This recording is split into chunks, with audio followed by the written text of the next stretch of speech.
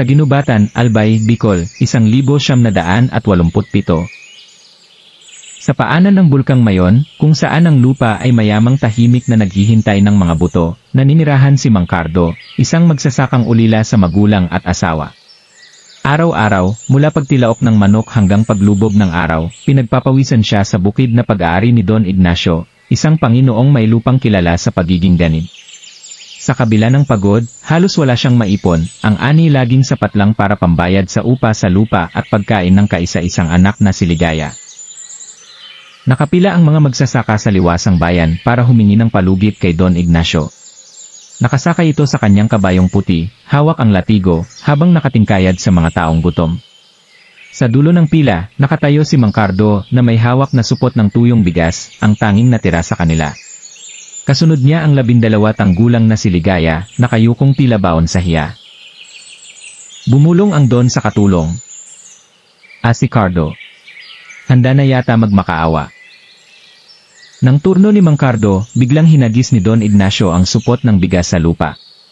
Dumagundong ang halakhak ng mga alipores nito. Nanlilisik ang mga mata ng Don at nagwika. 5,000 doble. Paano mo babayaran yan, Cardo?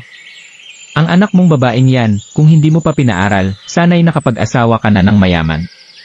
Bakit, naghihintay ka bang sasayaw ang diwata para umulan ng pera? Umalingaw ang tawanan. Napatungo si Ligaya, pumipigil ng luha. Apo, kahit 10 taon pong pagpaalila. Nanlulumong wika ni Mang Cardo. Hinampas ng Don ng latigo ang mesa. Alila. Ikaw. Kahit ang kaluluwa mo'y walang kwenta. Nakita mo na ang mukha mo sa salamin? Mukha kang dugo ang aso pagkatapos mong umiyak sa puntod ng asawa mo. Bakit di mo nalang ibenta yung anak mong parang gulay? Biglang humagulgol si Ligaya. Sumugod si Mang Cardo para yakapin ito, ngunit pinigilan siya ng mga tauhan ni Don Ignacio. Tignan mo to. Ang duwag na ama. Hindi mo kayang protektahan asawa mo nang mamatay siya sa kahirapan, ngayon pati anak mo'y iwanan mo rin. Galit na wika ng Don. Sa gilid, naggangalit ang mga magsasakang nakikinig. Wala silang magawa dahil si Don Ignacio ang batas sa kanilang lugar. Kung lalabanan nila ang Don, lahat sila ay mamatay sa gutom. Isang umaga, habang naglilinis ng mga batong natira pagkatapos ng bagyo, nakakita si Mang Cardo ng maliit na punso sa tabi ng puno ng bayabas. Sa Bicol, kilala ang mga duwende sa mga punso, at bilang paggalang, inialay niya ang kanyang pananghalian, isang pirasong suman na tinitigan ng mga langgam. Apo, kunin niyo na ito. Wala na akong maibigay pa, bulong niya. Kinabukasan, habang nagtatanim siya ng palay, may narinig siyang nakangising tinig, Cardo, ako si Lumang. Salamat sa suman. Tulungan kita. Lumang ay isang duwende na may maliit na sombrero at balbas na parahin ng ginto. Binigyan niya ito ng isang supot na may buto, itanim mo ito sa gabi, at huwag magtaka sa mangyayari. Sinunod ni Mang Cardo ang bilin. Kinabukasan, ang bukid niya ay puno ng palay na tila ginto ang kulay, matataba, mabibilis tumubo, at hindi kinain ng mga peste. Sa loob ng 2 buwan, nakapag-ani siya ng 7 beses ng sunod-sunod. Ibinenta niya ang palay sa mga karatigbayan, at kahit si Don Ignacio ay nagtaka sa kanyang biglang yaman. Nang dumating ang takdang araw ng pagbabayad, nagulat ang Don nang iabot ni Mang Cardo ang perang may doble. Paano mo ito nagawa? Galit na tanong ng Don. Sipag at swerte. Sagot ni Mang Cardo. Ngunit nang subukang halughugin ni Don Ignacio ang bukid, bigla siyang napaligiran ng mga langgam at narinig ang tinig ni Lumang, umalis ka, sakin. Ang lupa'y hindi sa iyo kundi sa mga nagsasaka. Sa likod ni Don Ignacio, gumapang ang hukbo ng mga langgam patungo sa kanyang sapatos. Biglang napaigtad ang Don. Ano to? Layas kayo.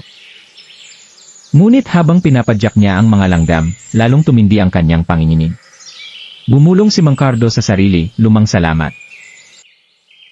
Umalis na tayo, pero tandaan nyo, Cardo, ang mga duwendeng sinasamba mo'y hindi sasagip sayo. Galit na sabi ng Don. Pagkalipas ng gabing iyon, nagsimulang magdalamhati ang lahat maliban kay Mang Cardo. Sa dilim ng kanyang kubol, may kumalabit sa balikat niya, isang maliit na sombrero ang sumilay sa mesa.